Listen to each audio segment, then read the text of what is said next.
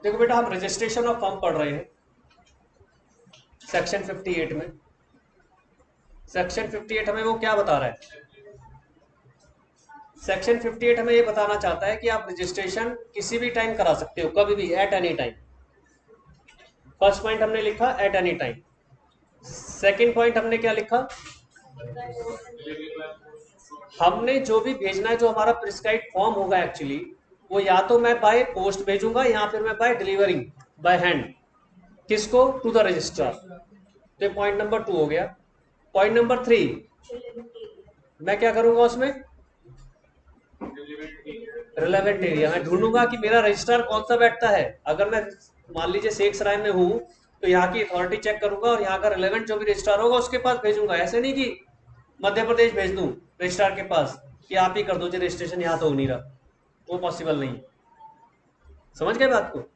फिर मैंने क्या कहा फोर्थ पॉइंट में?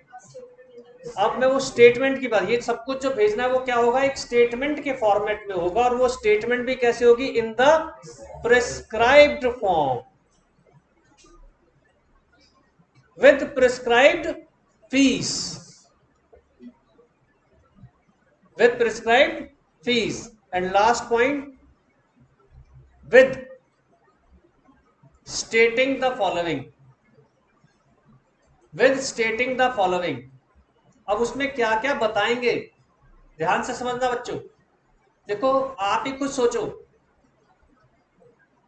अगर आपने पार्टनरशिप फर्म को रजिस्ट्रेशन कराना है, आप रिलेवेंट रजिस्ट्रार के पास पहुंच गए, वो आपसे क्या पूछेगा? सबसे पहले आपकी फर्म का नाम क्या है जी? आप बताओगे X Y Z and company.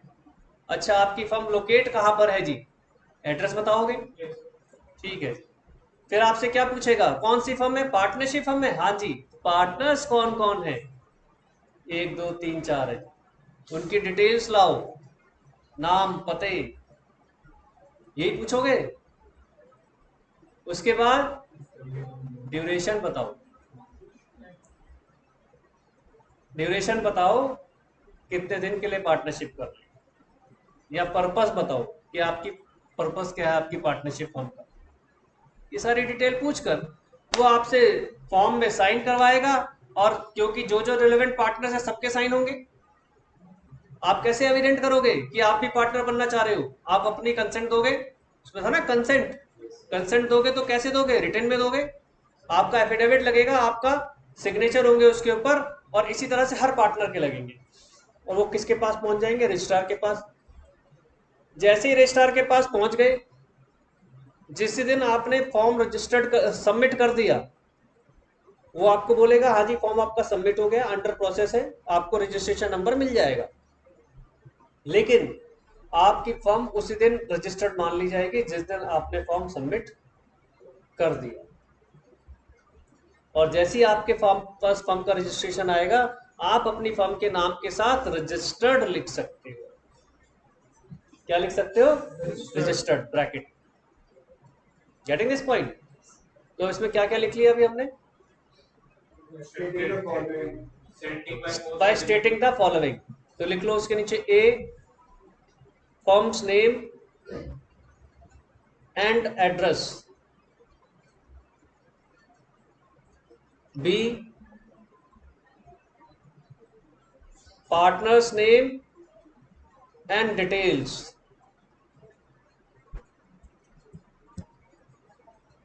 इसको ब्रीफ कर रहा हूं पूरा। पार्टनर्स नेम हो गया and details. Third, date of joining of partners. आप कहोगे जी अब जब रजिस्ट्रेशन जा रहे हैं तो उसी दिन से पार्टनर बनेंगे।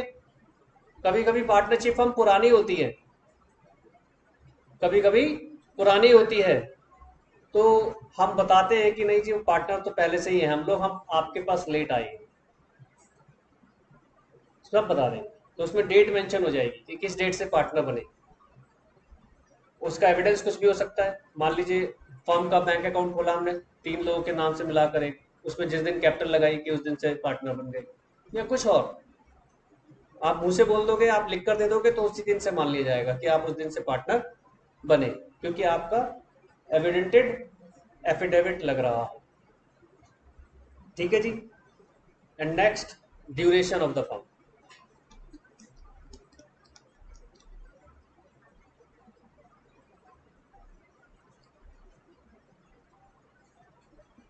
नीचे नोट लिखो, all statements must be signed by all the partners, all statements must be signed by all the partners, must be signed by all the partners.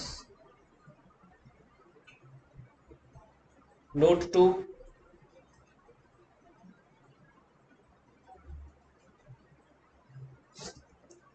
from the date of submitting the statement, from the date of submitting the statement,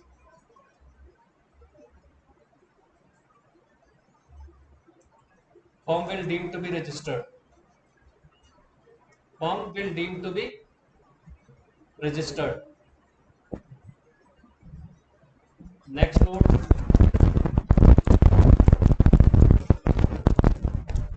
after registration we can use, after registration we can use, after registration we can use the name in bracket registered with the firm's name, with the firm's name. And last note इसका,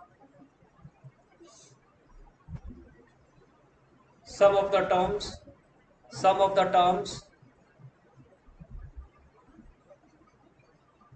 restricted to use with the name of the firm, some of the terms restricted to use with the name of the firm.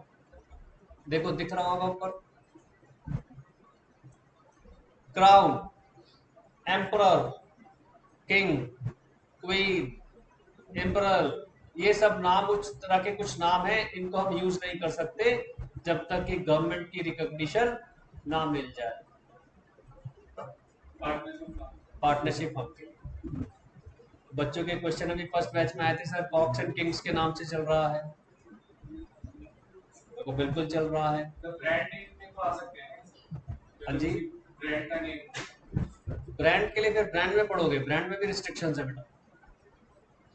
अब बच्चे कह रहे थे sir royal Kings, royal challenge के नाम से एक विस्की आती है शायद, इंपीरियल ब्लू आती है, तो इसमें से कुछ तो ऐसी है जो विदेशी कंपनीज हैं, हम ये बात इंडियन पार्टनरशिप फर्म के लिए कर रहे हैं, और ये है कंपनीज। कुछ कंपनीज ऐसी हैं जो बहुत पहले की रजिस्टर्ड हैं, जिनके साथ कुछ छेड़छाड़ अब नहीं की जा सकती एज पर कंपनीज एक्ट, क्योंकि जब कंपनीज एक्ट के अंदर उनका रजिस्ट्रेशन हो गया तो आप नहीं छेड़छाड़ कर सकते। ये बाहर एक पानी का है, रॉयल टेस्ट किंग, रजिस्टर नहीं होगी, पार्टनरशिप फर्म में रजिस्टर्ड नहीं होगी।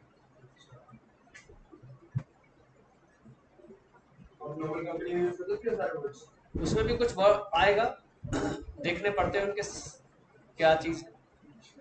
इससे कह रहे हैं रॉयल, आपकी तो बुलेट के साथ ही लिखा हुआ है ना, रॉयल एनफील्ड, रॉयल लगा हुआ है, बट रॉयल एनफील्ड मैं जहाँ तक जानता हूँ कि it was not a Indian company, है ना। आप शायद टेक ओवर कर लियो तो कर लियो, अदरवाइज पहले तो नहीं थी।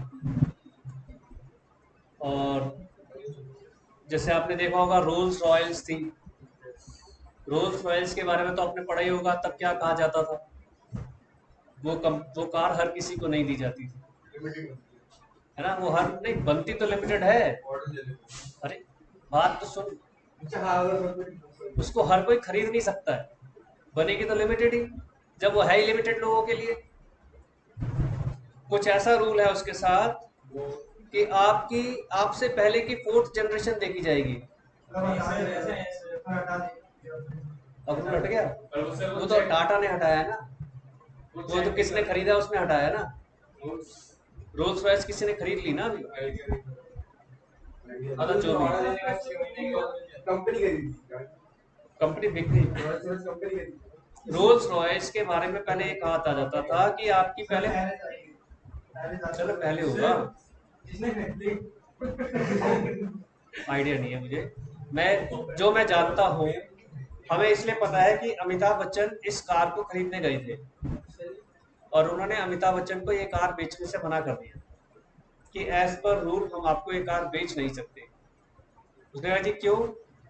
तो उसमें कुछ कैटेगरीज बनाई है उन्होंने रिच लोगों की। कह रहे अगर आप इस तरह की कैटेगरी में चौथी जनरेशन है, आप अगर चौथी जनरेशन है तो मिलेगी, नहीं तो नहीं मिलेगी। तो इन्होंने कहा कि अभिषेक के नाम पर दे दो। तो उसने कहा जी अभिषेक आपकी एक जनरेशन हो गई, उससे ऊपर की जनरेशन आप हो गए, लेकिन आपके पिताजी तो इतने अमीर थे नहीं, और अगर आपके पिताजी नहीं थे तो उनके पिताजी तो बिल्कुल भी नहीं थे। तो रोल्स रॉयल्स ने मना कर दिया अमिताभ बच्चन को कार देने से। फिर उनको, जो हमारे नेताजी थे अमर सिंह, आपने सुना हो, सपा नेता थे, उन्होंने खरीद कर दी थी। फिर वो नेता है, मैनिपुलेशन तो कर ही लेते हैं।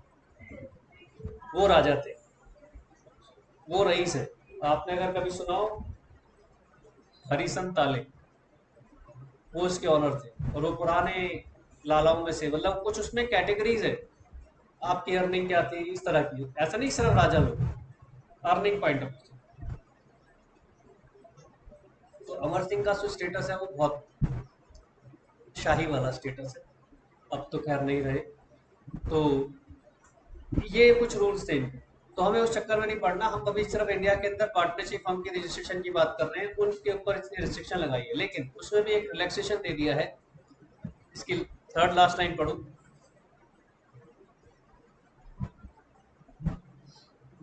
सेकंड लास्ट से पढ़ो। Except when the state government signifies the consent to the use of such words to the use of such words as part of the firm name by order in writing। Exception डाल दिया है। ऐसा नहीं है कि मतलब इन्होंने जो लिख दिया कि हाँ जी रिस्ट्रिक्टेड हो गया।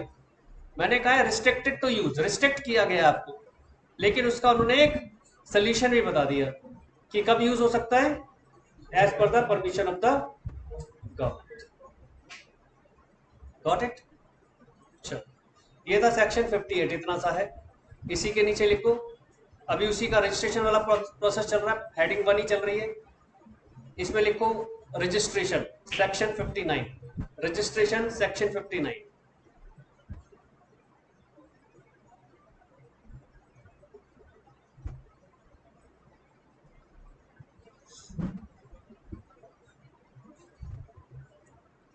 अब क्या होगा, फॉर्म किसके पास पहुंच गया?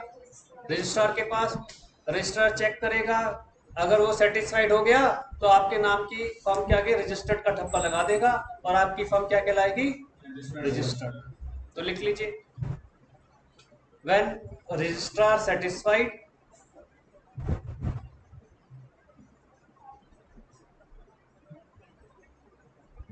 when registrar satisfied, he record an entry, he record an entry in a resistor. एक उसका अपना रजिस्टर होता है, उसमें वो एंट्री कर लेगा, उसको बोलते हैं, ब्रैकेट में लिख लो, register of firms. Register of firms.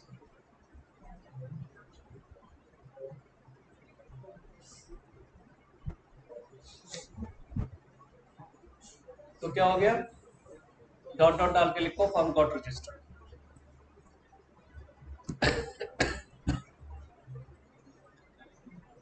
Firm got registered. ठीक है, एक और हेडिंग है इसी के अंदर ही आ रही है, अभी रजिस्ट्रेशन के अंदर ही। Late registration on payment of penalty, late registration on payment of penalty, late registration on payment of penalty, late registration on payment of penalty.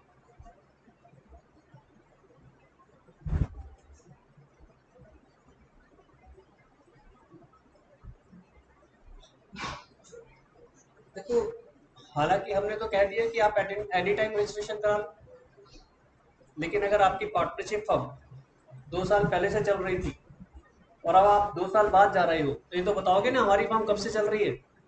झूठ तो नहीं बोलोगे। हम तो यहाँ पर ईमानदारी और सच्चाई की बात करते हैं। आप कहोगे 2 साल से चल रहे हैं, तो बड़ी छोटी सी पेनल्टी लगाइए, 100 रुपया साल का। आप लेट पेनल्टी से रजिस्ट्रेशन करा सकते हैं। कितना? 100 रुपया साल का। तो डॉट डॉट डालकर लिख लो ₹100 per year, ₹100 per year of delay,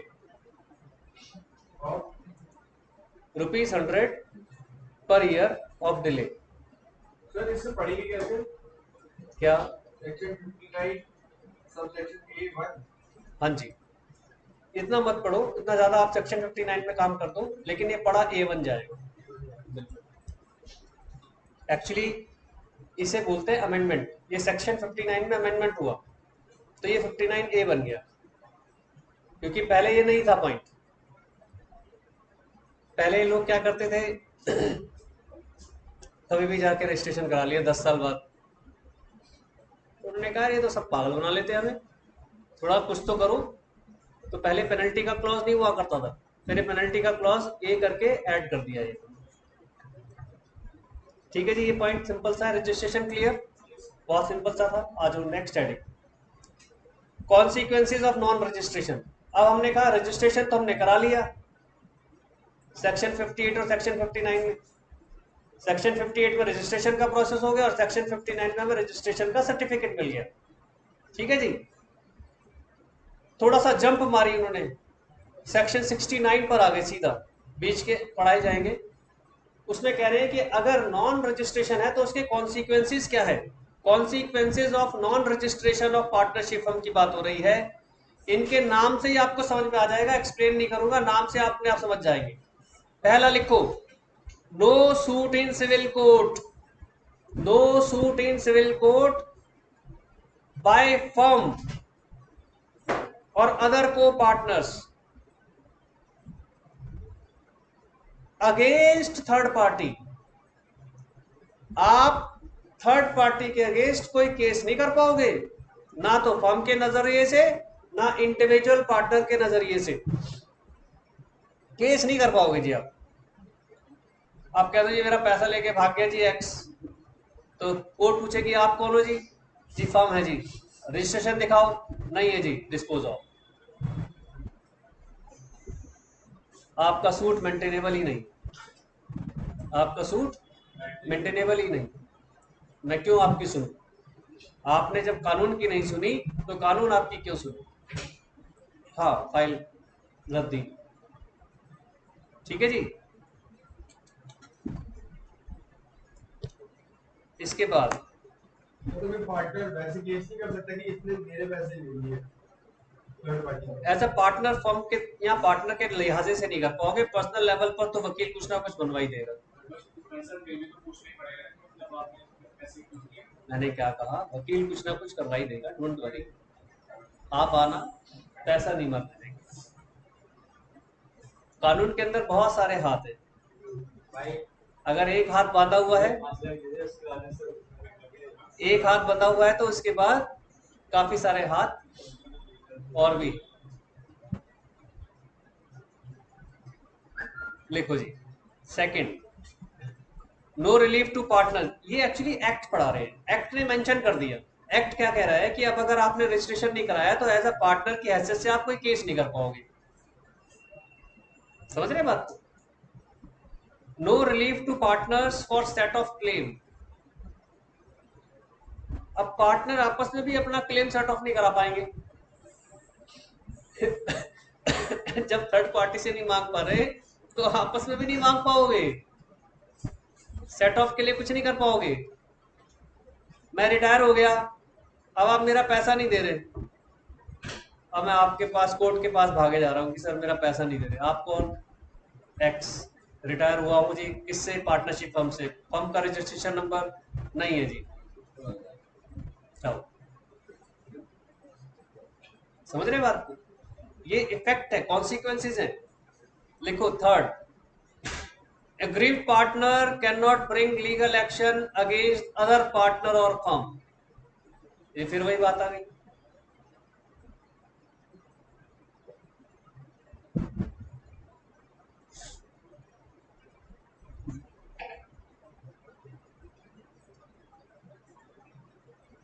एक जगह बचाव आएगा, अभी आगे बता रहा है कि कहाँ बचोगे। अभी तो फिलहाल नजर में तो नहीं बचोगे। अग्रीड पार्टनर ना तो फर्म के अगेंस्ट कोई केस कर सकता है, ना पार्टनर के अगेंस्ट। सेट ऑफ भी नहीं मांग सकता। अग्रीड मतलब जिसके साथ गलत हो रहा है। एंड द सबसे बड़ा ड्रॉबैक, थर्ड पार्टी को तो फुल छूट है। Can sue against the firm.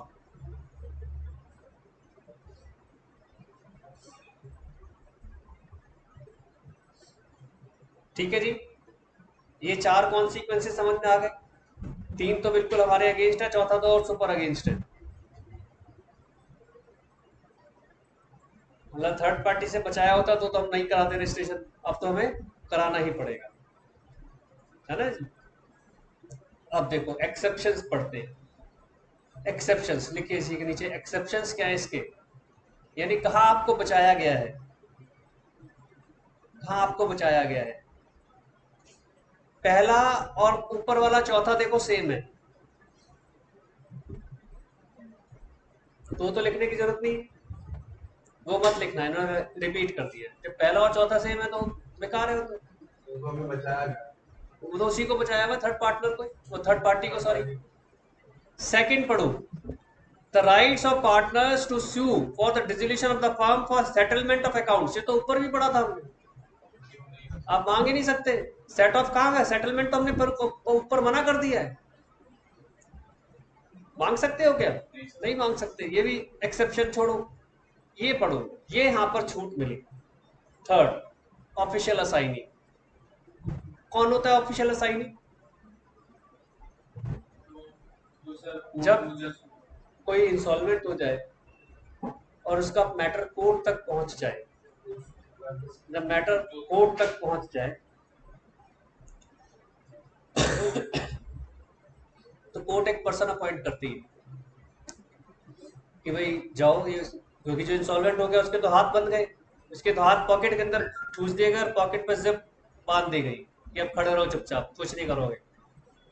ना बिजनेस कर सकते, ना वोट डाल सकते, ना इलेक्शन लड़ सकते, ऐसी बहुत सारी आपने पढ़ी होंगी ना, उसके ऊपर रेस्ट्रिक्शंस लग जाती है इंसॉल्वेंट पर। मैं भूल गया हूँ, पता नहीं, देखना वहाँ पे सिविल उसमें लिखा हुआ होगा। कुछ इनके ऊपर रिस्ट्रिक्शंस लग जाती है, कुछ एक्टिविटीज वो कर नहीं पाते। हो सकता है वोट डाल सकते हो, लेकिन कुछ एक एक्टिविटीज है जो उनके ऊपर रिस्ट्रिक्टेड हो जाती है कि वो ये काम नहीं कर पाएंगे। एक बार वोट वाला देख लेना, may be slip of tongue हो। अब वो क्या कह रहे हैं कि भैया ऑफिशियल असाइनी अपॉइंट हो गया कोर्ट की तरफ से, क्या वो उसका शेयर मांग सकता है? तो पढ़ो जरा स्टेटमेंट क्या लिखा। एक्सेप्शन के नजरिए से ही पढ़ना, ये एक्सेप्शन है। ये the power of an official assignee, जो क्या होता है, receiver of court, to release the property of the insolvent partner and to bring an action, वो कर सकता है जी। उसको छूट मिली हुई है, तो लिख दीजिए official assignee of the insolvent partner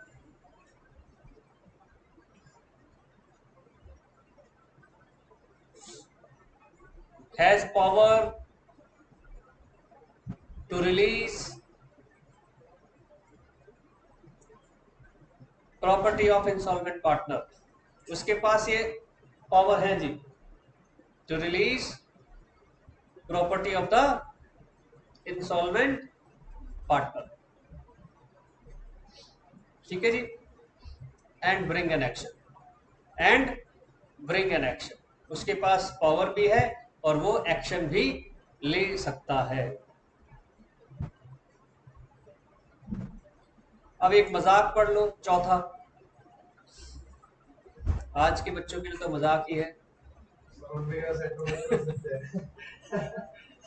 ना मजाक। भाई हम तो 100 रुपए में 2 वक्त का खाना खा लेंगे, आप लोग तो नहीं खा पाओगे, आपकी आज की जनरेशन तो नहीं खा पाएगी। खा लो अच्छा, फिर ठीक है। हाँ आता है 100 रुपए में, पिज्जा तो आता नहीं है। यहाँ पे आता है ना, आपका कोर्ट के बाहर भी हो तो 12 रुपए की थाली मिलती है। अच्छा, हाँ, सब जगह गया हुआ है पूरा।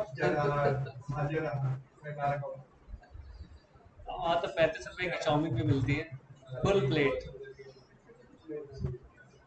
Full plate with best quality.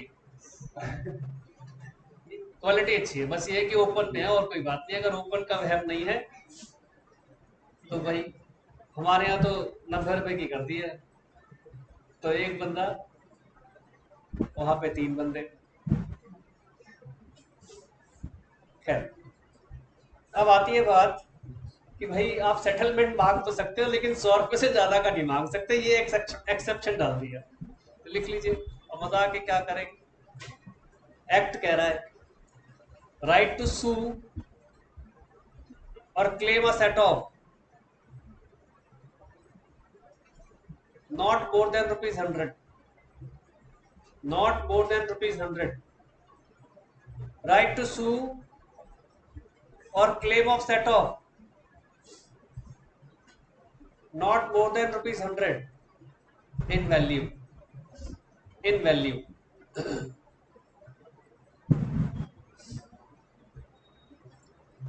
अगर ज्यादा वैल्यू की चीज है तो उसको 100 रुपए का दिखाना पड़ेगा।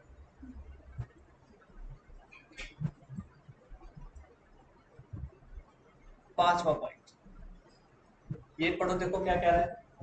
The right to suit and proceeding instituted by legal representatives of, तो जहां बात लीगल रिप्रेजेंटेटिव्स और हियर्स की आ गई तो इसका मतलब डेथ की बात आ रही है ना। डेथ के केस में हियर्स आ जाते हैं, लीगल हियर्स। लिख भी दिया ऑफ द डिसीज्ड पार्टनर, जिसकी मृत्यु हो गई उसके जो लीगल हियर्स हैं, जो लीगल रिप्रेजेंटेटिव्स हैं ऑफ अ फर्म, वो क्या मांग सकते हैं। Account of the firm to release the property of the firm up to his share. ये तो ऊपर भी आया था। जब इसको कैसे कॉम्बिनेशन बनाया गया कि जब इंसॉल्वेंसी के केस में अलाउड कर दिया, इंसॉल्वेंसी के केस में, तो डेथ के केस में अलाउ नहीं करोगे भाई। डेथ तो इंसॉल्वेंसी से भी खतरनाक चीज है। जब इंसॉल्वेंसी में आपने कह दिया कि ऑफिशियल रिसीवर जाएगा, उसको राइट है, उसको पावर है कि हाँ भाई इसकी सारी एसेट्स रिलीज कर दो जी, इसकी जितना शेयर है रिलीज कर दो, एक्शन भी ले सकता है। तो ये क्यों नहीं ले सकता। तो लिख लीजिए राइट टू सूट। अभी है कोई ऑनलाइन है तो इसको दोबारा से स्टार्ट करूं ना।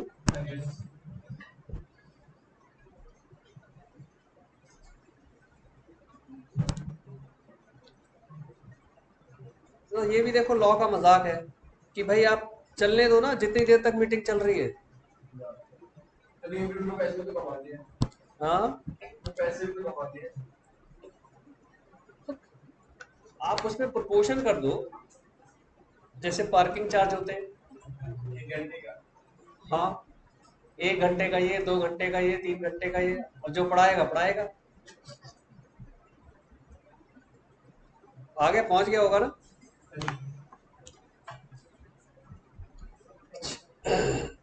तो हम क्या लिख रहे थे, राइट टू सूट ऑफ, नहीं बाय, बाय लीगल हियर्स लिख देना जिससे एकदम से याद हो जाए। Legal heirs, HEI, right to suit by legal heirs, HEIRS, heirs of deceased partner.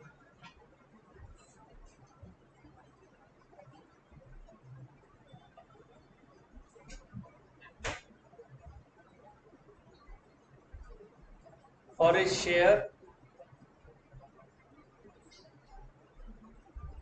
of property in the firm, for his share of property in the firm।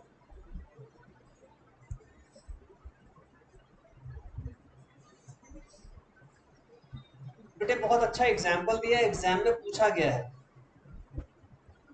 अब हम बार बार कर रहे हैं suit suit suit. Consequences of non registration. इस question में देखो क्या हुआ, 3 पार्टनर है ABC, 2017 में फर्म रजिस्टर्ड हुई, 2018 में पढ़ते रहना। 2018 में ए की डेथ हो गई और 2019 में बी और सी ने मिलकर एक सूट किया अगेंस्ट एक्स,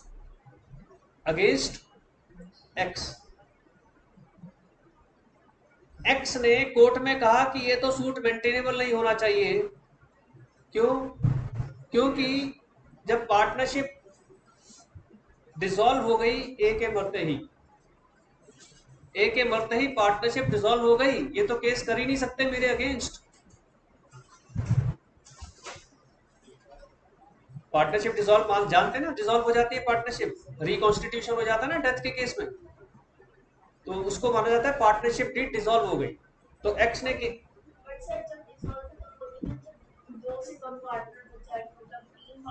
नहीं बेटा, एक चीज याद रखना, उसको दो चीजें अलग अलग हैं, dissolution of firm and dissolution of partnership deed, 12th में भी पढ़ते थे आप। फर्म डिसॉल्व नहीं हुई लेकिन डीड डिसॉल्व हो गई, डीड डिसॉल्व हो गई तो रिकॉन्स्टिट्यूशन हो गई। और हम पीछे भी पढ़ चुके हैं कि आपको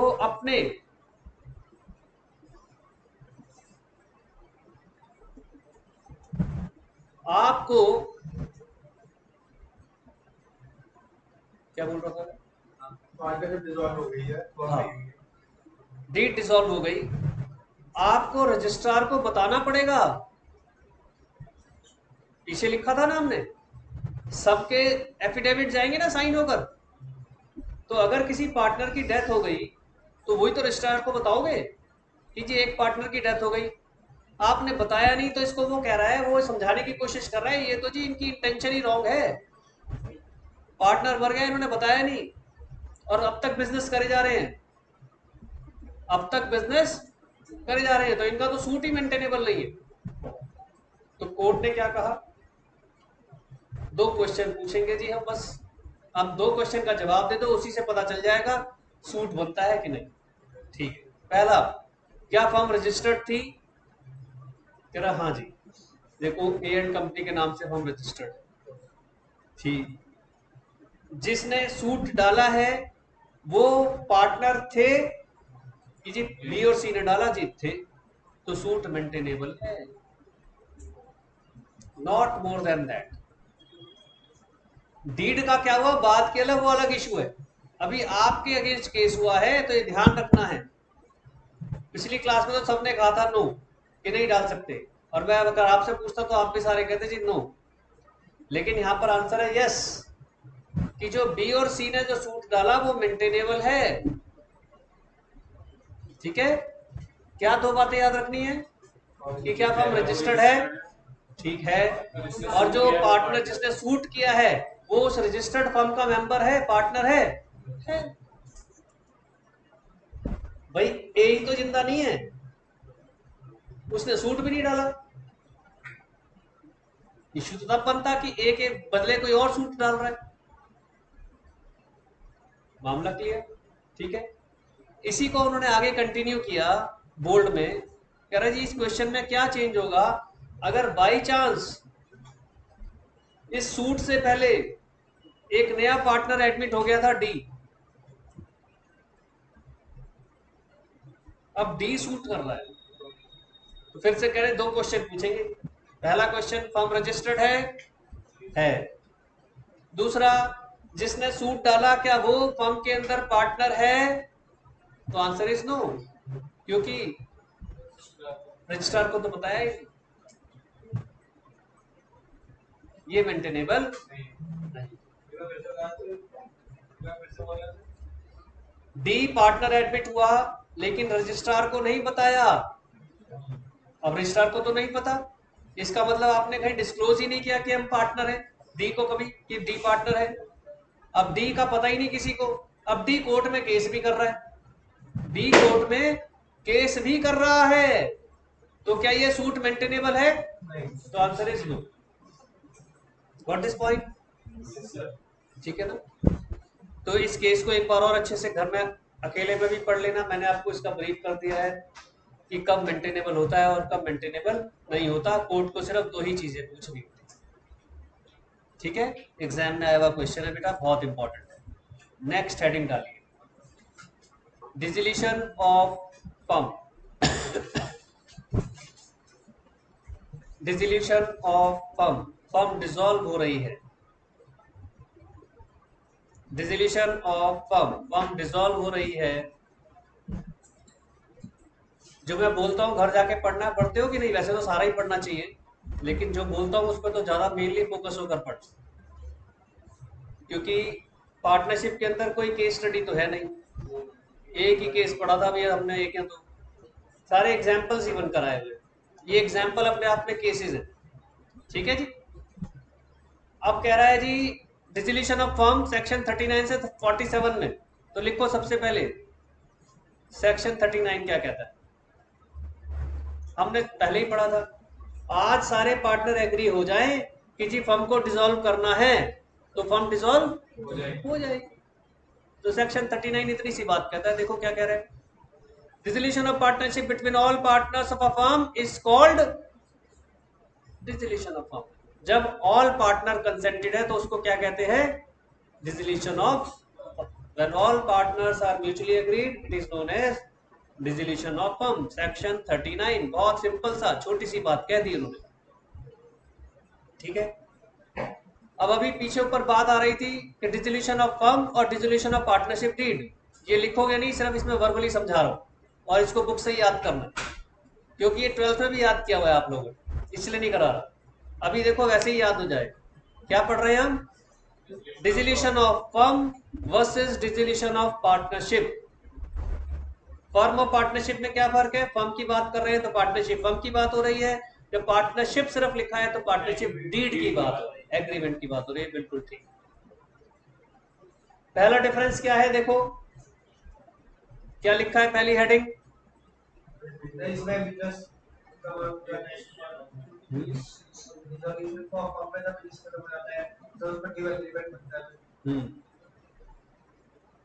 अभी क्या बोला है उसने, कंटिन्यूएशन ऑफ बिजनेस। क्या फर्म जब डिसॉल्व होगी बिजनेस कंटिन्यू रहेगा? नहीं, लेकिन जब डीड डिसॉल्व होगी तो बिजनेस कंटिन्यू रह सकता है, क्योंकि उसे तो रिकंस्टिट्यूशन कहा जाता है। Second, binding up, dissolution of firm itself a binding up, but that is not called bind up. Third, court order दे सकती है डिसोल्यूशन का, आगे भी पढ़ने वाले हैं, dissolution by the order of court, लेकिन डीड के लिए कोई कोर्ट ऑर्डर नहीं देती। डीड तो हमारा म्यूचुअल है, आपस में बनाया हुआ एग्रीमेंट, ठीक है। नेक्स्ट, स्कोप, फर्म डिसॉल्व तो डीड ऑटोमेटिकली डिसॉल्व, लेकिन डीड डिसॉल्व होने का मतलब फर्म डिसॉल्व नहीं है। Got this point? Last, final closure of books of accounts. Obviously जब फर्म डिसॉल्व तो सब कुछ फाइनल क्लोजिंग करते थे, बना दो भाई सारे कैपिटल अकाउंट, रिलेशन अकाउंट, बेच बाच के सब खत्म करो, लेकिन एडमिशन में करते थे क्या? वो तो रिकॉन्स्टिट्यूशन था, रिटायरमेंट में भी नहीं करते थे, रिकॉन्स्टिट्यूशन था, ठीक है। तो ये तो इजी सा है, ये वही 12th वाला है, लेकिन फिर भी याद करना है, इसमें भी स्टार लगा लो, बुक से करना है इसको। आ जाओ जी, सेक्शन 39 हमने पढ़ा था। अब हमें वो बता रहा है mode of dissolution of firm, mode of dissolution of firm. 39 तो ऊपर पढ़ लिया था, 40 में वो क्या कह रहा है, देखो बेटा, डिसोल्यूशन बेसिकली दो तरह का है, एक वॉलंटरली और एक by court, by order of court. तो पहले हेडिंग डालो इसके अंदर, वॉलंटरली डिसोल्यूशन, वॉलंटरली डिसोल्यूशन,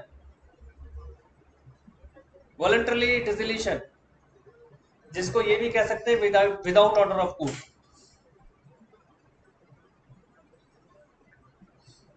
इसका part 1 agreement section 40, part 1 by agreement section 40। Agreement में तो लिखने की कोई जरूरत ही नहीं, पार्टनर आपस में एग्री हुए, डिसॉल्व।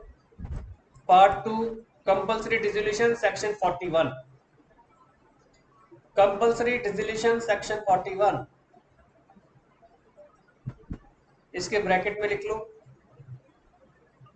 इसके लिए छोटा सा लिख लो। ये कब होता है? दो दो पॉसिबिलिटी है, all partners insolvent, all partners insolvent, all partners insolvent,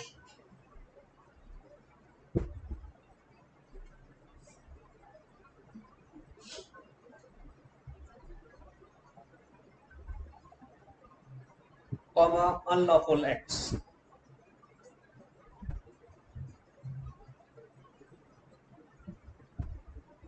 एक क्वेश्चन, 3 पार्टनर हैं, 2 इंसॉल्वेंट हो गए तो क्या होगा?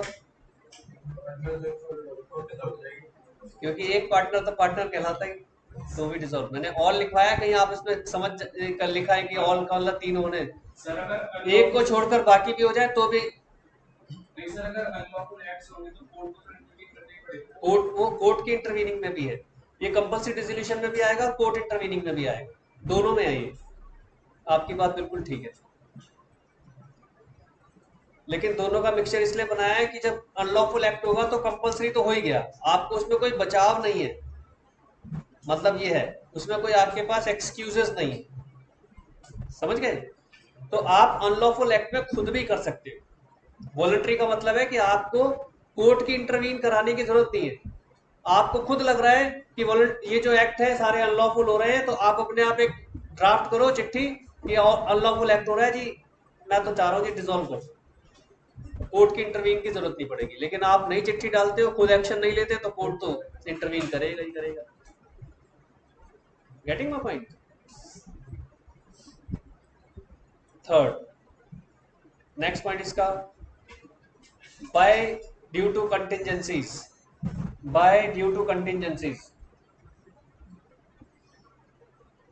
Bye due to contingencies.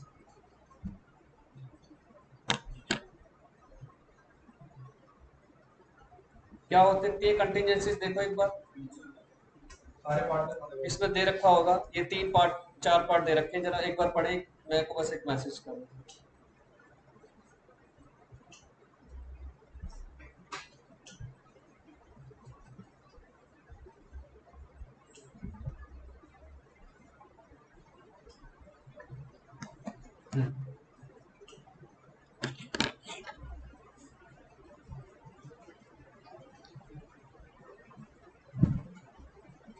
क्या कह रहा है?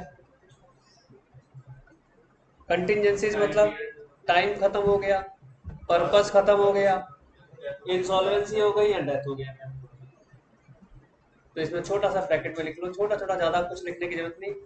Time finished oblique purpose finished oblique death oblique insolvency. Death अगर एक पार्टनर की हो तो कोई दिक्कत तो नहीं होगी।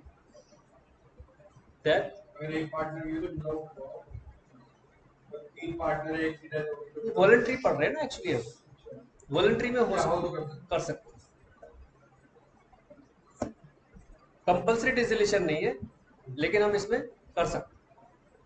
कंटिजेंसीज है, अब कंटिजेंसीज में आप चाहो तो देखो, इसकी स्टार्टिंग भी की होगी उसने, पहला सेंटेंस पढ़ो, subject to contract between the, तो जहां सब्जेक्ट टू आ गया वहां पर उन्होंने आपको हिंट दे दिया कि भाई आप चाहो तो आराम से बिजनेस कर सकते हो, सब्जेक्ट टू। ये पॉइंट क्लियर? चारों पॉइंट क्लियर? आ जाओ जी। विल, लास्ट इसका है एट विल, और विल तो सबसे सिंपल था, विल में तो सबसे आसान काम है कि क्या करो, एक नोटिस दे दो कि भैया मेरी इच्छा है फर्म को बंद कर दिया जाए, लेकिन रजिस्ट्रेशन एट विल होना चाहिए, उससे पहले फर्म का रजिस्ट्रेशन भी एट विल होना चाहिए, यानी मैटर मेंशन होना चाहिए कि एट विल है। अगर पार्टनर जब भी कभी फ्यूचर में चाहेंगे तो अपनी मर्जी से, अपनी इच्छा से रिक्वेस्ट करके डिसॉल्व कर सकते हैं। लेकिन इसका एक सेकंड पॉइंट है, जरा वो पढ़ लीजिए। पहला पॉइंट तो वही है एट विल, सेकंड पॉइंट पढ़ लीजिए इसका।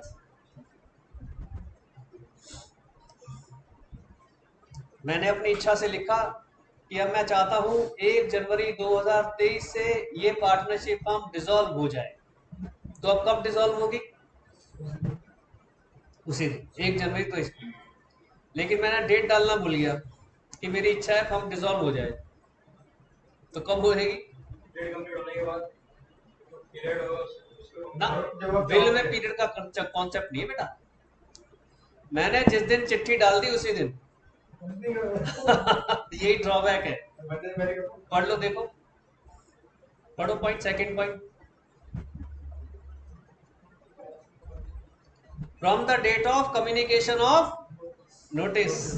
मैंने आज आपको नोटिस दे दिया तो आज ही हो जाएगा खत्म। कब है ये? At will. लेकिन ये एट विल की बात हो रही है।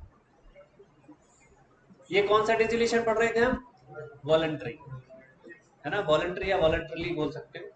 आ जाओ जी, इसका second, by the court.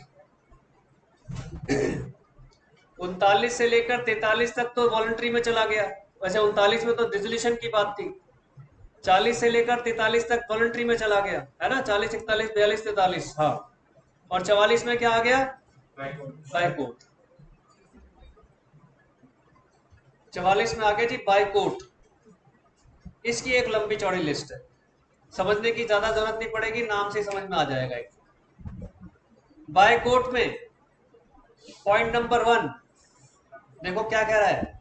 Insanity, unsound mind. अब इसमें एक चीज बस याद रखनी है कि कोर्ट को बताएगा कौन? कोई पार्टनर, कोई भी पार्टनर जो अनसाउंड माइंड से अलग। तो इसलिए स्टार्टिंग देखो ये लिखा है, स्टार्टिंग की लाइन पढ़ लो सबसे पहले। कोर्ट में at the suit of the partner, क्योंकि पार्टनर सूट डालेगा। कोर्ट के केस में कौन डालेगा सूट? पार्टनर। एबीसी है, ए इंसॉल्व हो गया, इंसैनिटी में चला गया, तो बी ने नोटिस दे दिया कोर्ट को कि सर ऐसे ऐसे पागल हो गया, प्लीज फर्म को डिसॉल्व कर दो। कोर्ट कहेगा अच्छी बात है, प्रूव करो और डिसॉल्व हो जाए। ठीक है, तो इसमें ज्यादा लिखने की जरूरत नहीं। B, permanent incapacity, same.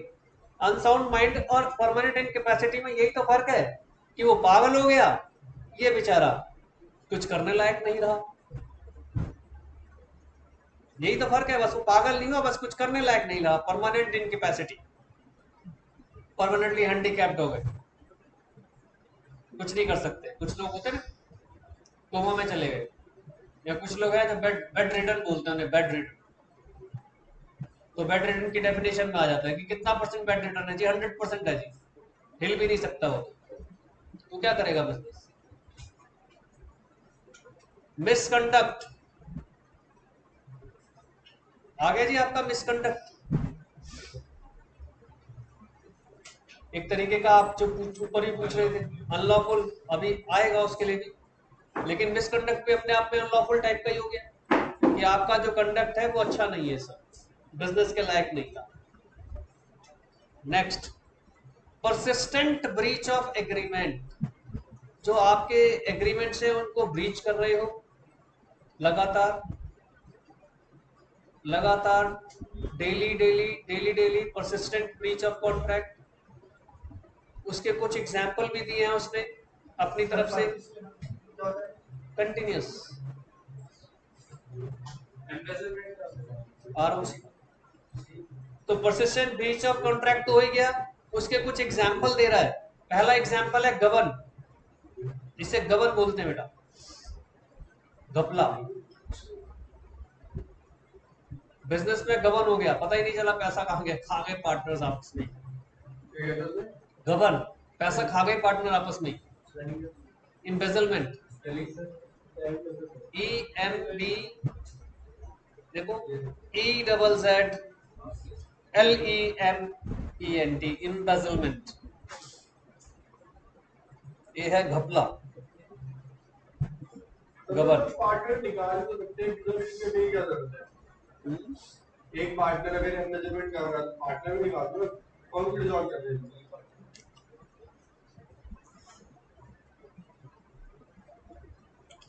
फिर मिसकंडक्ट में क्या जरूरत है? फिर अनलॉफुल में क्या जरूरत है? देखा जाए तो एक पार्टनर की अगर गलती है तो भाई देखो क्या होता है बेटा, यहाँ पर मैंने ये नहीं कहा कि एक ही पार्टनर कर रहा है। मैं तो कह रहा हूँ कि एम्बेजलमेंट हो रहा है, पता ही नहीं चल रहा। मानेगा कौन? आप मानोगे? जो घपला कर रहा है वो पहले से ही अगेंस्ट ह्यूमैनिटी काम कर रहा है, वो अपने आप से एक्सेप्ट कौन करेगा? No one. और जब नो वन एक्सेप्ट वाली बात आ जाएगी तो फिर क्या होगा? कोर्ट क्या कहेगा? चाबी, लॉक्ड, खत्म, ऐसे से कराओ। एक कर रहा है तो उसका एविडेंस तो दोगे ना आप, तब तो बाकी कोर्ट, बाकी जो पार्टनर है उसके अगेंस्ट एक्शन ले सकते हैं, फ्रॉड का, चीटिंग का लगाएंगे। ये एक की बात नहीं हो रही, ये फर्म की इन्वॉल्वमेंट हो रही है यहाँ, कि फर्म ही इन्वॉल्व हो गई इम्बेजलमेंट में, घपलेबाजी में। तो आपने देखा होगा बड़ी बड़ी जो फर्म्स बनाई जाती है, बड़ी बड़ी जो फर्म्स है, तो यही तो होता है। तो होता क्या है? बड़ी बड़ी जो फर्म्स है वो यही तो करते हैं, जो आपने देखा होगा चिट फंड, तो कहाँ चला जाता है पैसा, पता ही नहीं चलता, उसको तो इम्बेजलमेंट बोलते हैं। तो उसमें कोर्ट क्या कहती है कि भाई बंद करो इसको तो ये फर्म जरूरत ही नहीं है हिंदुस्तान में। देखो फिर क्या कह रहा है एम्बेजलमेंट के साथ, देखो कीपिंग एरनस अकाउंट्स। आप जानबूझकर, अब एरनस तो एक बंदा नहीं करेगा ना, पूरी टीम ही करेगी। अकाउंट्स एरनस मेंटेन हो रहे हैं। Next, holding more cash than allowed. ये तो अपने आप में एम्बेजलमेंट को बढ़ावा देगा ना। आपकी पॉकेट में मान लो 100 रुपए रखे हैं, और वही दूसरी जगह आपके फ्रेंड की पॉकेट में 1000 रुपए रखे हैं, और वही तीसरी जगह एक तीसरे पॉकेट के, तीसरे दोस्त की पॉकेट में 10,000 रुपए रखे हैं, और घर जाना है, व्हीकल नहीं है, घर जाना है। तीनों की सोच अलग अलग होगी। 100 वाला सोचेगा बस से चले जाता हूँ, ऑटो से चले जाता हूँ। 1000 वाला क्या सोचेगा? "हट, बस से तो गरीब लोग जाते हैं, हम कैब बुलाएंगे। और जिसके पास 10,000 है वो क्या सोचेगा? अबे सिर्फ कैब करके जाएंगे, पहले मैकडी जाएंगे, पहले मैकडी जाएंगे, मैकडी में पहले पैसे खर्च करेंगे, उसके बाद घर जाएंगे, अगर तब भी लगा दिल तो। वही बात यहाँ आ जाती है, जब पार्टनरशिप फर्म में ज्यादा कैश पड़ा होगा तो उनकी आदतें क्या हो जाएंगी? खराब। गवर्नमेंट रिस्ट्रिक्शन क्यों लगाती है कि ज्यादा पैसा घर में क्यों मत रखो? वो कई चीजों को इनवाइट करता है, लूटपाट को भी तो इनवाइट करता है। आप घर के बाहर एक स्टिकर लगा दो कि मेरे पास 50 लाख रुपया पड़ा है इन हैंड घर में, तो आपकी फिर सेफ्टी फीचर्स देखो क्या हो जाएंगी, है ना, रडार में आ जाओगे आप। इतने सारे लोग मतलब उसमें रहेंगे कि भाई हम इस घर के अंदर हम लूटपाट मचा लें, कर लें। होता नहीं है, कितने बार होता है। तब तो पिक्चर ही बनने लग गई इनके ऊपर, लूटपाट के ऊपर। खैर, क्लियर है point. Next point, transfer of interest. ये भी हमने पढ़ा था कि कोई भी पार्टनर अपना इंटरेस्ट ट्रांसफर नहीं कर सकता। ये तो पढ़ा था ना हमने, आप ट्रांसफर नहीं कर सकते। एक केस स्टडी है ऐसी भी, कि किसी ने अपना शेयर ट्रांसफर कर दिया, इंसॉल्वेंट हो रहा था बेचारा, कि भाई पकड़ो। तो उसमें हमने क्या कहा था कि वो पार्टनरशिप में इंटरफेयर नहीं कर सकता अगर उसने शेयर ले भी लिया। वो सिर्फ प्रॉफिट में शेयर मांग सकता है, वो बुक्स ऑफ अकाउंट्स तक नहीं चेक कर सकता, है ना, यही था। और हमने उसमें आज ये भी और सुन लीजिए कि बाकी के अगर पार्टनर चाहे तो आप वो डिसोल्यूशन में जा सकते हैं इसी पॉइंट पर, कि ये गलत हो गया क्योंकि वो शेयर ट्रांसफर नहीं कर सकता था। ये पॉइंट यहाँ डिस्कस कर रहा है, वहां पर नहीं डिस्कस हुआ था। वहां सिर्फ 2 पॉइंट डिस्कस हुए थे, क्या? कि वो जो नया जो पार्टनर जबरदस्ती आ रहा है वो अकाउंट्स नहीं मांग सकता और इंटरफेयर नहीं कर सकता बिजनेस की मैनेजमेंट में, सिर्फ प्रॉफिट में शेयर मांग सकता है, that's all.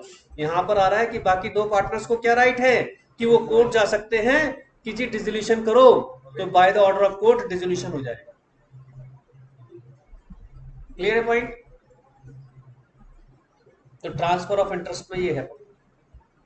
Next, continuous losses. लगातार लॉस पे लॉस, लॉस पे लॉस, कोर्ट पहुंच गया मैटर, कोर्ट ने कहा कि भाई ये तो बड़ी गलत बात है, तुम्हारा बिजनेस इतना ज्यादा क्या ऐसा है कि घाटे में चल रहा है, अगर घाटे में चल रहा है तो फिर बंद करो, अगर घाटे में चल रहा है तो बंद करो, क्योंकि फ्यूचर में आगे जाके सोसाइटी में प्रेशर आएगा, तो अभी बंद करो। And last, just and equitable grounds. Just and equitable क्या होता है? सबकी भलाई के लिए, सबका, पूरी सोसाइटी का, पार्टनर्स का, थर्ड पार्टीज की भलाई सोचते हुए हमें लगता है कि ये काम कर देना चाहिए, कोर्ट कहता है, इसको कहा गया जस्ट एंड इक्विटेबल। तो कोर्ट की नजर में आपके साथ ये काम गलत नहीं होगा, इसे बंद कर दिया। क्या सिचुएशन हो सकती है? देखो क्या कह रहा है एग्जाम्पल में, उसकी एग्जाम्पल्स हैं ये। Deadlock in the management, management खत्म हो गई, काम ही नहीं कर पा रहे, मतलब इतना भयंकर डेडलॉक चल रहा है, एक कह रहा है मैं तो पश्चिम जाऊंगा, एक कह रहा है मैं पूरब जाऊंगा, एक कह रहा है दक्षिण, एक कह रहा है कुछ और, एक कह रहा है जमीन में घुसो, एक कह रहा है ऊपर जाओ, डेडलॉक। कोर्ट क्या कहेगा? Better stay away. Second, partners में टॉकिंग टर्म्स ही नहीं है, तो भाई पार्टनर किस लिए बने थे? जब टॉकिंग टर्म्स नहीं है तो कुछ डिसीजन ही नहीं ले पाओगे। ये बताएगा कौन? कोई भी पार्टनर। ये ध्यान रखना, ऊपर पहले ही पढ़ा है, when suit made by the partner. Third, loss of substratum, वही पीछे कंटिन्यूस लॉस की बात हो रही थी, यही बात सबस्ट्रेटम आ गई, मतलब आपकी धारणा बन गई है कि लॉस पर ही जीना है। कुछ कंपनीज होती है ना, उनसे पूछो क्या कमाया, कितना नुकसान, 200 करोड़, अगले साल कितना कमाया, नेक्स्ट टाइम फिर से 250 करोड़ का लॉस हो गया, लॉस लॉस लॉस। सबस्ट्रेटम, मतलब उन्हें पता है पैसा किसका है, बैंक से लोन लिया हुआ है, तो भैया इनके ऊपर तो फर्क ही नहीं पड़ रहा है, तो चमड़ी मोटी हो गई है, इनको लॉस से कोई फर्क नहीं है ना, क्योंकि हमारे जेब से 1 रुपए का नोट, वो बेचारा सौरभ देखो उसकी बाइक चोरी हो गई है, कितना दुखी है वो, अभी 1.5 साल की बाइक नहीं, हाँ मैंने देखा उसका, पिछले साल जनवरी की खरीदी हुई है, 2021, जो भी, चलो 1 साल समझ लो, 1 साल हुआ, मतलब वो कल मैं उससे, मेरी उससे बात हो रही थी, वो इतना दुखी था कि मेरे को बड़ा अफसोस सा लग रहा था कि बताओ। तो ये जो सिचुएशंस हैं, हम लोग तो इन लॉसेस से ही नहीं उबर पाते, और वो लोग बात कर रहे होते हैं 200 करोड़ का नुकसान, 250 करोड़ का नुकसान। अगर विजय माल्या की कौन सी एयरलाइंस थी, किंगफिशर, उस एयरलाइंस के नुकसान को देख लो तो हमें लगता है कि लिखते हुए पहले जीरो गिनने पड़ेंगे, ठीक लिखे हैं कि नहीं, इतने सारे जीरो है उसमें, अगर जीरो में लिखे, वर्ड्स में ना लिखे तो वो क्या है, हालांकि वो तो कंपनी है, लेकिन ये पार्टनरशिप फर्म की बात हो रही है, क्योंकि एक धारणा बन चुकी है, इसलिए कहा जाता है loss of substratum.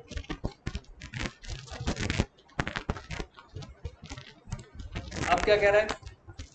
Gambling, stock market, कोई कभी कभी पार्टनरशिप फर्म बनाता है इसलिए कि स्टॉक मार्केट में खेलेंगे भाई, भयंकर तरीके, चिंता नहीं, यहाँ तो बनेंगे अरबपति या खाकपति।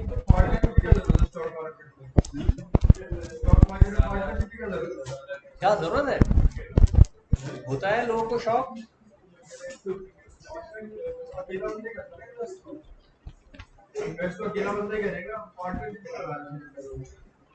अभी आपने गए नहीं हो ना आगे बेटा, जब आप मार्केट में निकलोगे, अभी छोटे बच्चे हो आप, अभी जब मार्केट में जाओगे तब आपको समझ में आएगा कि पार्टनरशिप क्या होता है, मैटर ऑफ डिस्कशन है, आपकी नॉलेज ये है, मेरी नॉलेज भी है, और दोनों नॉलेज जरूरत है स्टॉक मार्केट में, तो हम दोनों ने पार्टनरशिप कर ली। आप अकेला कितनी नॉलेज कर लोगे, कितनी कंपनीज को एनालाइज कर लोगे? मेरे पास एक ऐसा स्टूडेंट है, उससे जो मर्जी कंपनी के बारे में पूछ लो, जिस मर्जी कंपनी के बारे में पूछ लो, जिस मर्जी, इंडियन या अब्रॉड की, उसके पास सारी डिटेल्स है। उसकी एक तो क्या बोलते हैं, इसकी मेमोरी इतनी शार्प है, अधिकतर के तो उसको वो तक पता होते हैं, सीओई कौन है, डायरेक्टर्स कौन है, सब पता होते हैं। मतलब अगर मान लो 1000 कंपनी है ना, 1000 में से अप्रोक्सीमेटली 700-800 तो उसको पता है। तो मैंने कहा भाई आप शेयर मार्केट में आप क्यों नहीं जाते? कह रहा नहीं मुझे पसंद। कह रहा मुझसे आप डिटेल पूछ लो कुछ। अब ऐसे बंदा नॉलेज पूरी है, और दूसरा बंदा जो शेयर मार्केट में जाना चाहता है उसकी नॉलेज को अगर यूज कर ले और उनसे कहे पार्टनरशिप कर लेते हैं तो बिजनेस बड़ा अच्छा बन सकता है। बस वो थोड़ा सा वो है जिसको इतनी ज्यादा नहीं नहीं, तो बहुत पुराना स्टूडेंट है, उस वक्त तो 35 ईयर ओल्ड है वो। हर चीज की डिटेल है, इंसाइक्लोपीडिया है, चलता फिरता इंसाइक्लोपीडिया, हर चीज की, हर चीज का मतलब हर चीज। ज्योग्राफी मेरे को बड़ी जीरो थी, मुझे समझ में ही नहीं आता था। अरे जी ईस्ट में कोलकाता है, तो यार ईस्ट कैसे डिसाइड करूँ, कहाँ है कोलकाता, नीचे चले जाओ केरला, ऐसे नीचे चले जाओ, नीचे कहाँ चले जाओ? मैं सोचता था नीचे चले जाओ केरला है, ऊपर चले जाओ कश्मीर है, तो ऊपर नीचे कहाँ क्या कर क्या रहे हो, ऊपर नीचे क्या करते हो? उसने मुझे समझाया। अब सोचो मैंने अपने एक स्टूडेंट से ज्योग्राफी सीखी है, वो अब मुझे सारा पिक्चराइज्ड है एकदम, और उसको इंडिया नहीं, उसको सब पता है, पूरा वर्ल्ड पता है। मतलब ग्लोब रख दो वो बता देगा अपने आप को, इतने ईस्ट में ये है, इतने ईस्ट में ये है, इतने नॉर्थ में ये है, इतने वेस्ट में ये अंदर है, बाप रे। इसको हम कहते हैं कि अपनी नॉलेज को यूज करो। डिडंट बॉदर अबाउट इट, शौक है बस उसे पढ़ने का, और जो पढ़ेगा वो तो नॉलेज गेन करेगा।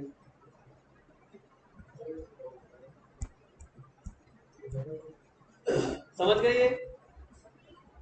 तो डिजिलेशन का उसने एक छोटा सा चार्ट बनाकर दे दिया जो हमने ऊपर पढ़ा, बाय द वॉलंटरी डिजिलेशन और बाय द ऑर्डर ऑफ। ठीक है जी, आ जाओ जी नेक्स्ट हेडिंग, कॉन्सिक्वेंसेस ऑफ डिजिलेशन। छोटे छोटे अगले सेक्शंस 45 से लेकर 55 तक, कॉन्सिक्वेंसेस ऑफ डिजिलेशन।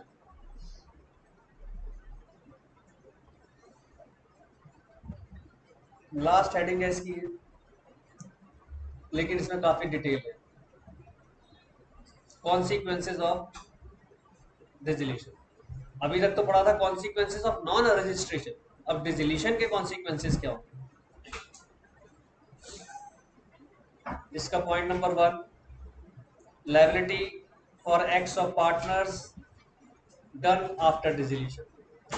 सबसे पहला कॉन्सिक्वेंस उसी को बता रहा है कि अगर फर्म डिसॉल्व हो गई और अभी भी पार्टनर दे दनादन लगे हुए बिजनेस करने में, अभी भी पार्टनर बिजनेस करने में लगे हुए हैं, फर्म डिसॉल्व हो चुकी है, सेक्शन 45 क्या कहता है?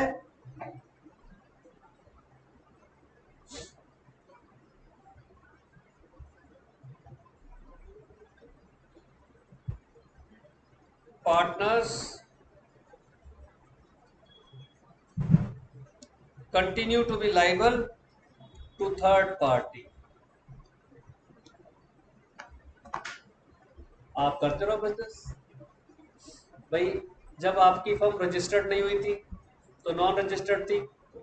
नॉन रजिस्ट्रेशन के इफेक्ट क्या थे कि आप तो किसी पर केस नहीं कर सकते, लेकिन थर्ड पार्टी तो आप पर केस कर सकती है। ये केस रसा सही तो हो गया, डिसोल्यूशन हो गया, फर्म चल रही है, तो थर्ड पार्टी तो आपके ऊपर केस कर सकती है। लेकिन एक जगह उसको बचाव भी दिया गया, कहां बचाव दिया? प्रोवाइडेड दैट, क्या प्रोवाइडेड दैट?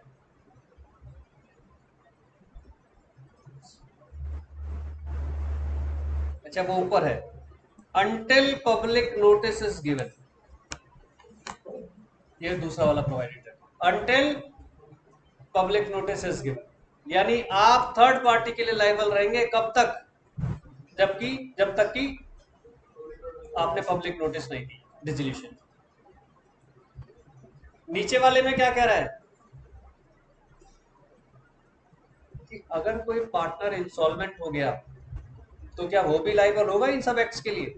नहीं, वो लायबल नहीं होगा, क्योंकि वो तो कोर्ट की तरफ से इंसॉल्वेंट डिक्लेयर्ड है। जो कोर्ट की तरफ से इंसॉल्वेंट डिक्लेयर हो जाता है उसका पब्लिक नोटिस की जरूरत नहीं है। Court itself means public notice. हमें कहा गया ना कि एक इंडिविजुअल खुद रिस्पॉन्सिबल है कि वो किससे डील कर रहा है, उसके बारे में इंफॉर्मेशन गैदर करे। समझ गए बात को? तो उसमें बता रहा है कि कोई पार्टनर अगर मर गया, मरने वाले के लिए भी कहा है, और अगर कोई इंसॉल्वेंट है तो उसके लिए भी कहा है। Not liable for acts done after the date of which he causes to be he ceases to be part। अब वो लाइबल नहीं। रिटायरमेंट के केस में वो ध्यान रखना है कि उसको पब्लिक नोटिस देना पड़ेगा। हाँ जी, गुड। जो ऊपर वाले पॉइंट में था कि पार्टनर थर्ड पार्टी के तब तक लायबल है तो वो पब्लिक नोटिस ना देते। मान लो उन्होंने पब्लिक नोटिस देते नहीं तो उसके बाद भी लायबल है कि पार्टनर नहीं, अब नहीं होगी लाइबल। तो उसके बाद तो कंटिन्यू कर ही सकते हैं, नॉन रजिस्टर्ड फॉर्म की तरह कर सकते, सब थर्ड पार्टी पे नहीं है। फिर तो कोई मतलब नहीं।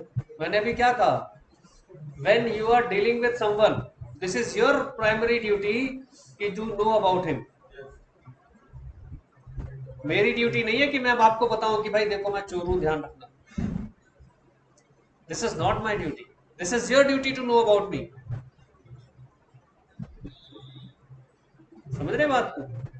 आप जब किसी कंट्री में जाते हैं, नई कंट्री में जाते हैं, तो क्या नई कंट्री में ये कहते हैं कि मुझे तो पता ही नहीं था आपके यहाँ ये लॉ है? आप तो इंडिया में नहीं कह सकते ये बात, तो दूसरी कंट्री में कह पाओगे क्या? ना।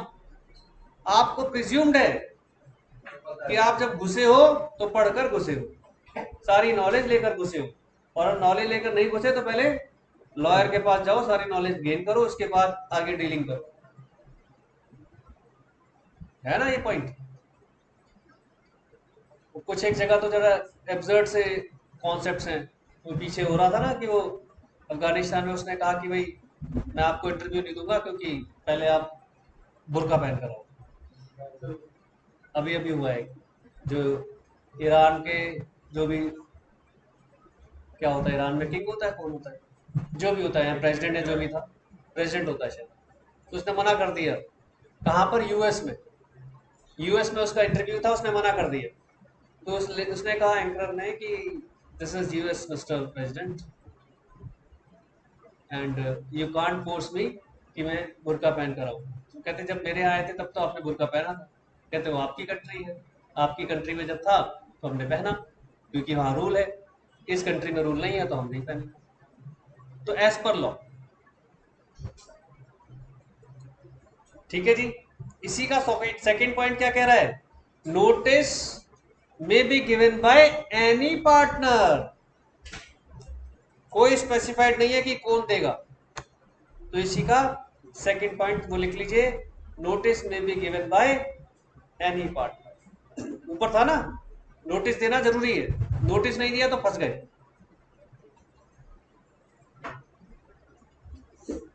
ये क्या था? Liability for acts of partners done after dissolution.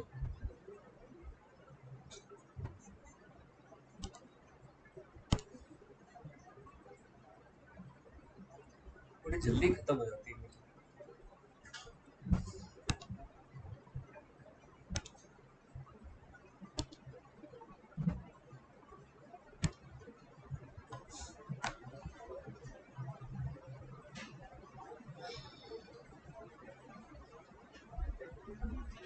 मैं एक बार सर से बात करता हूँ। हमारा जो कोर्ट में यूज होता है, पता नहीं वो हम यूज कर पाएंगे कि नहीं। हमारा तो नॉन स्टॉप चलता है, जितनी मर्जी देर ना। एक और है, एक और ऐप है कोई। गूगल मीट पे अनलिमिटेड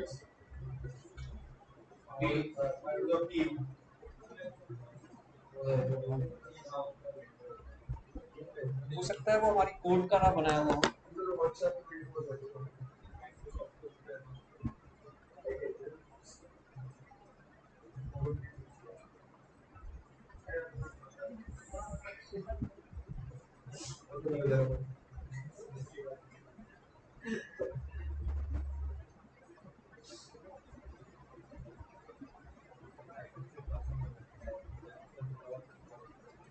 हमारा है वेबएक्स मीट। वेबएक्स वेबएक्स जो ग्लो जैसा सब इस आ गया। वेबएक्स में तो हमारा पूरे पूरे दिन चलती है, क्योंकि जजेस की तो बनी रहती है उसमें।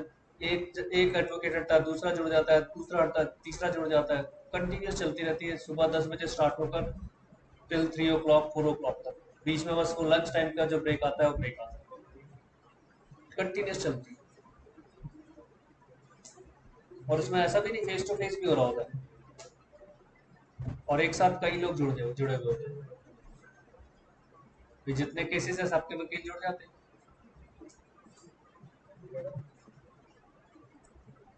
Next, right of partners have business wound up after dissolution.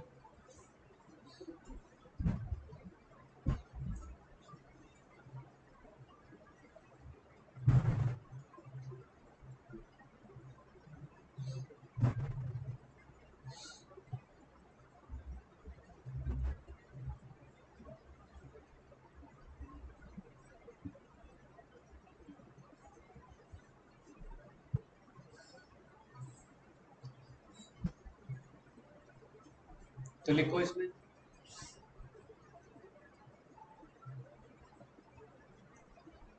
अब हो क्या रहा है, वाउंड अप हो रहा है। तो पार्टनर्स को क्या कहा जाता है कि भैया जिसका लेना देना पैसे पैसा उतारो सारा, उतार दिया जी, अब बचा कुछ, अब हमें बांट दो, है ना। Right of partners to have business wound up after dissolution, यानी जब डिसोल्यूशन हो गया तो बिजनेस को वाउंड अप तो करो। ये किसकी ड्यूटी है, पार्टनर्स की।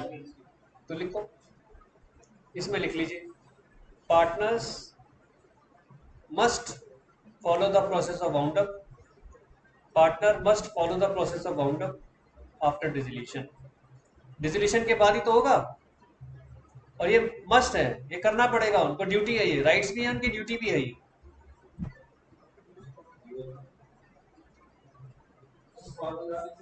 Follow the process of wound up.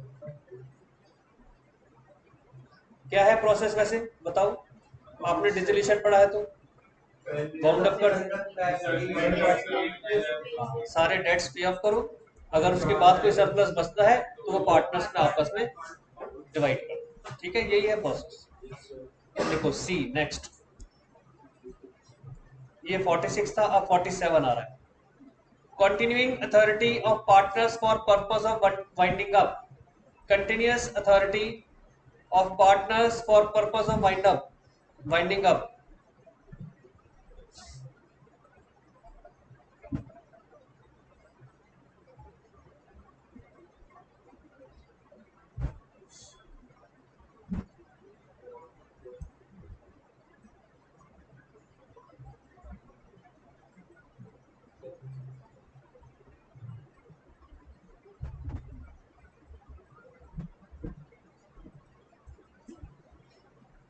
ये बी और सी आपस में क्लब्ड है।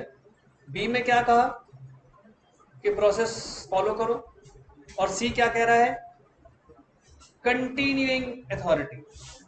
जब तक वाउंड अप पूरा खत्म नहीं हो जाएगा आपकी अथॉरिटी क्या रहेगी, कंटिन्यू रहेगी। ये उसी का नेक्स्ट स्टेप है, ठीक है जी। तो ऐसा नहीं है कि आप उससे प्रोसेस स्टार्ट हो गया, अब वो कंप्लीट नहीं हो रहा और आप तब भी लगे हुए नहीं, आपकी कंटिन्यूइंग अथॉरिटी है, आपके ऊपर लाइबिलिटी आ जाएगी अगर आपने उसमें भी कुछ 19-20 किया तो कंटिन्यूइंग अथॉरिटी, ठीक है। तो लायबिलिटी अगर पे ऑफ नहीं करी तो हमारी पार्टी में अभी चली नहीं। नहीं, पार्टनरशिप नहीं, मतलब आपको वाउंड अप की अथॉरिटी मिल गई है, वो कंटिन्यू रहेगी जब तक वाउंड अप कंप्लीट नहीं हो जाता, उससे आपको कोई हटा नहीं सकता, समझ गए।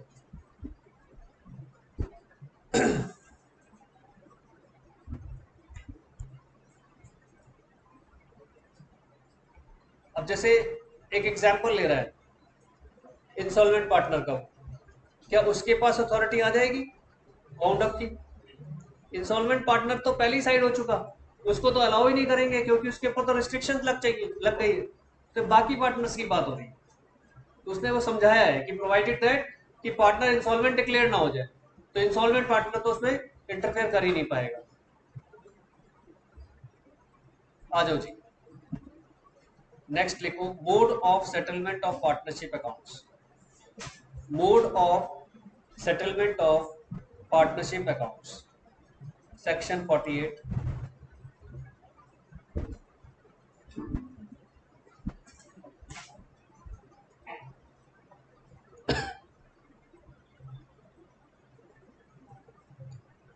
पढ़ो, देखो पहला क्या है।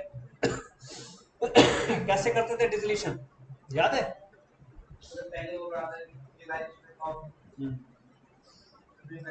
और उसमें भी क्या करते थे, सबसे पहले आउटसाइड लायबिलिटीज पे करते थे। उसके बाद अगर कोई फर्म के ऑलरेडी पुराने लॉसेस हैं तो उनको क्या करते थे, फर्म्स की कैपिटल्स के साथ सेट ऑफ कर दिया करते थे। फिर एसेट्स एंड लायबिलिटीज को सेल करना और पे ऑफ करना।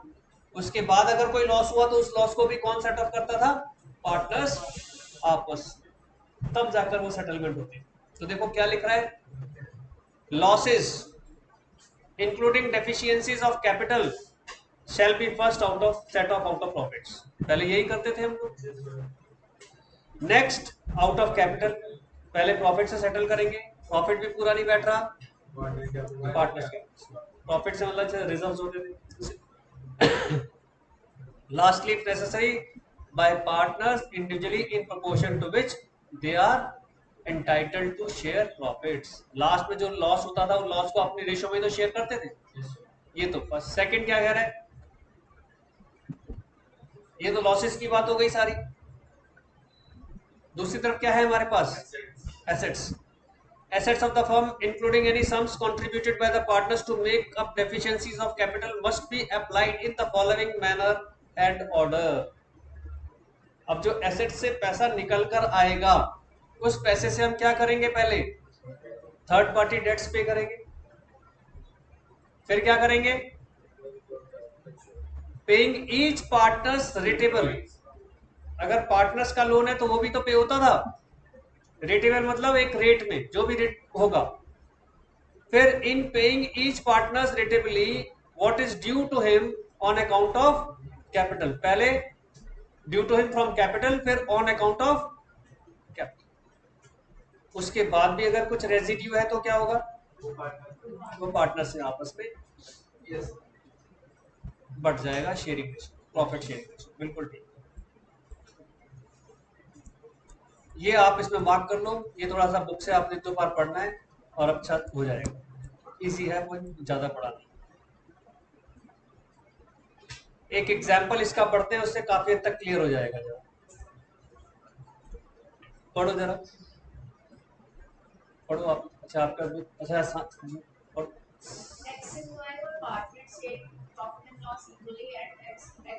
एक्स वाई पार्टनर थे, एक्स की डेथ हो गई,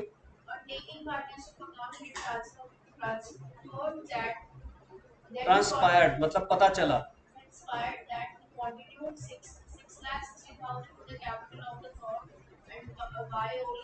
एक्स ने 6,60,000 रुपए दिए हुए थे और वाई ने सिर्फ 40,000 रुपए दिए थे।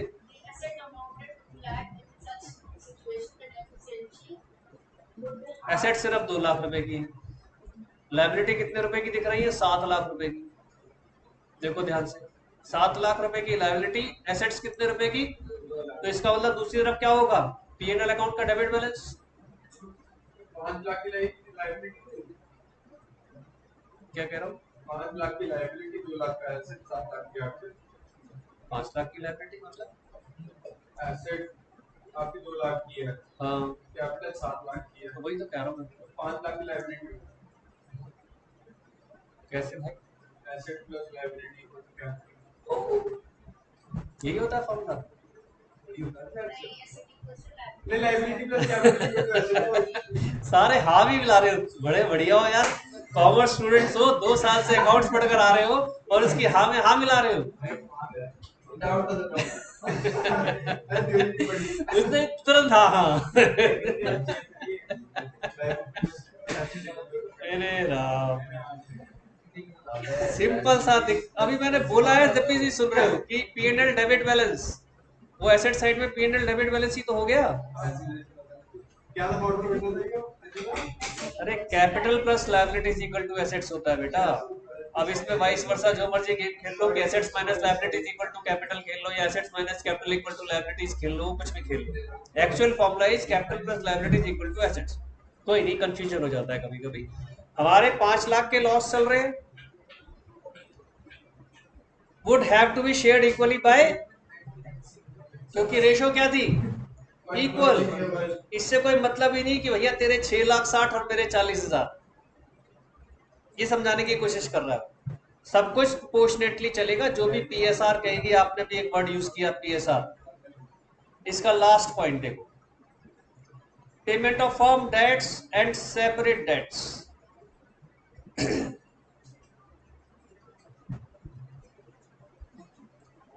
सेक्शन 49, वो वाला पॉइंट तो सबको समझ आ गया। अब इसमें देखो क्या कह रहा है,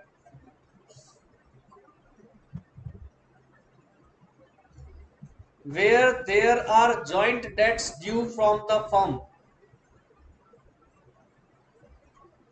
and also separate debts due from any partner।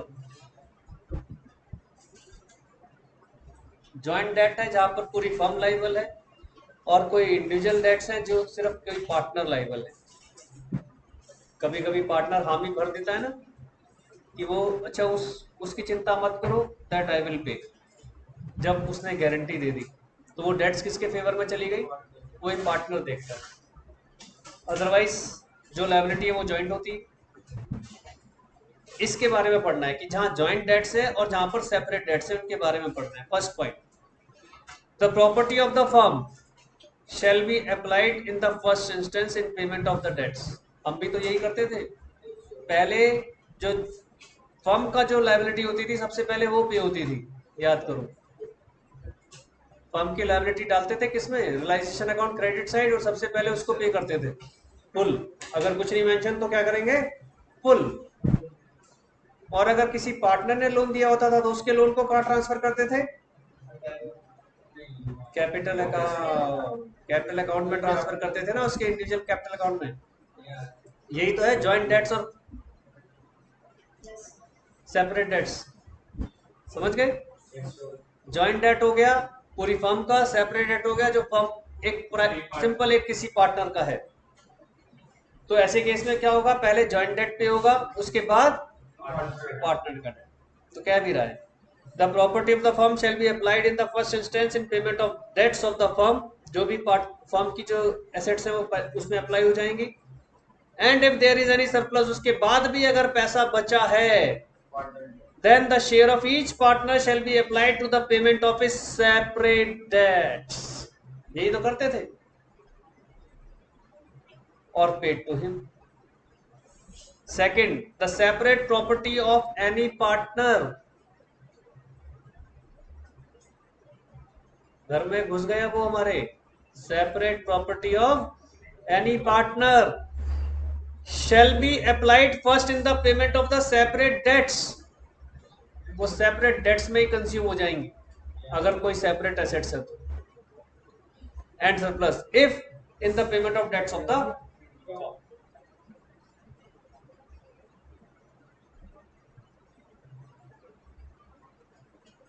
समझ रहे बात को।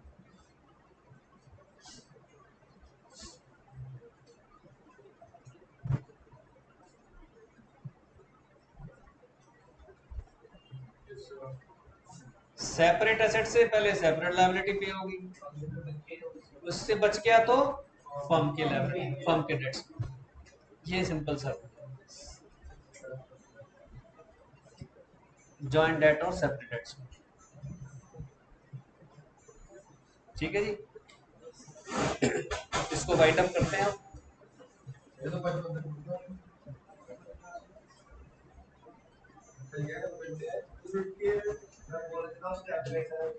लेकिन कल सारे बच्चे वहां जा रहे हैं ना, कोई भी नहीं जा रहा, कोई भी नहीं जा रहा, क्यों। बहुत दिक्कत है सर।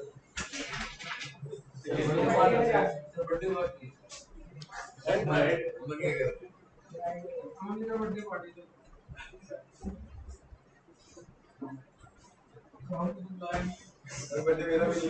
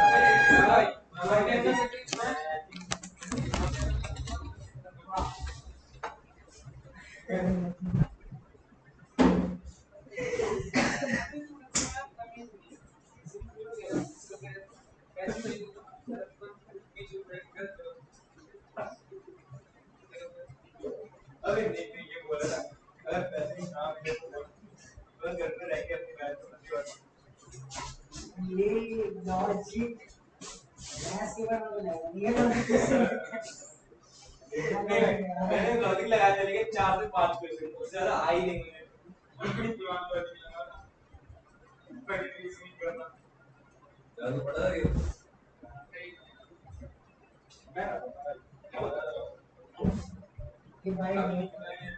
मुझे अंधेरे में नाइट मोड चलेगा और नाइट मोड चल लो यार ठीक है जल्दी आएगा जल्दी मुझे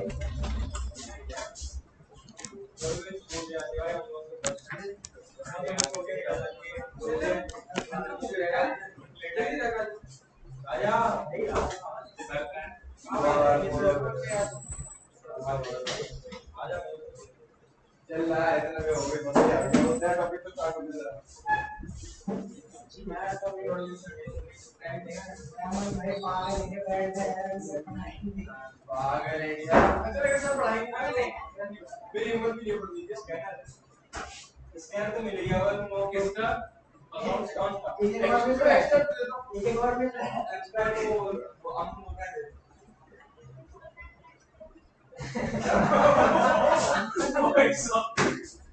वो चाबी क्या बोला आपने तेरी चाबी लगा के आ गया क्या बोला क्या भाई कहां से राहुल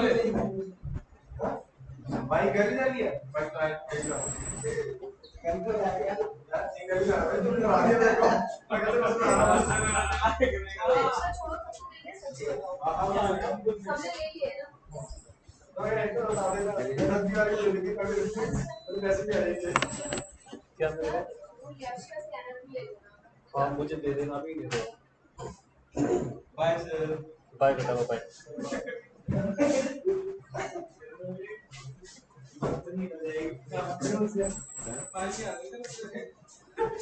लेकिन अब हम बच्चों को अगर ये इनमें से कोई भी नहीं जा रहा है सर इनमें से कोई जाए अब हम अगर मान लो कल की क्लास तक के तो कल छुट्टी कर देना सर वो ज्यादा अपडेट सर कोई भी नहीं जा रहा सर कल मत तो भी तो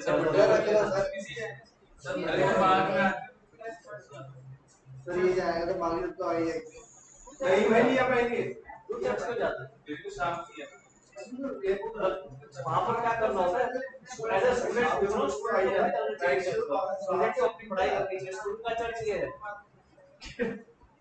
सर कल का कल नहीं आ पाएंगे अगर मैं भी वैसे तो नहीं आता तो बात कर रहा आसिम को आएगा कौन नहीं आए आसिम तो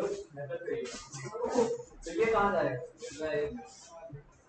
मुझे नहीं अमन आएगा सर आ जाइए सर करा दो मैसेज मना कर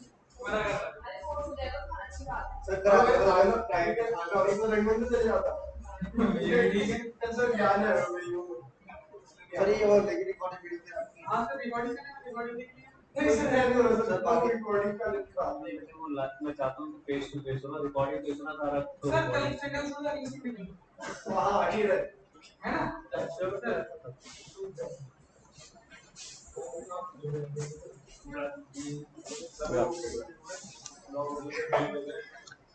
लॉ के पेपर मिले नहीं रखा अच्छा नेक्स्ट क्लास में कर दूँ ये वो तो मैं डिस्कस करूंगा इस बिसाइड्स इसके ना मैंने पहले वैसे ही डिस्कस कर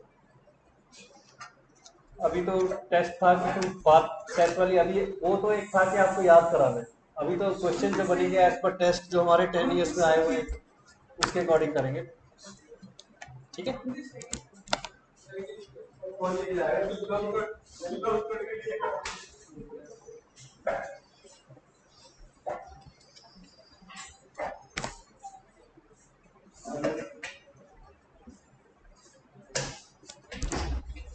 सुबह आएगी क्या होगी, सुनकर आएंगे स्विच ऑफ मैं भी यही सोच रहा था। अलार्म नहीं बजा। हाँ 9 बजे आज ले बाप रे और 7 या 8% बैटरी निकल गई। मैं भी यही पूछने जा रहा था, इससे पूछो भाई, कॉल कर लो भाई, देखो सुबह तो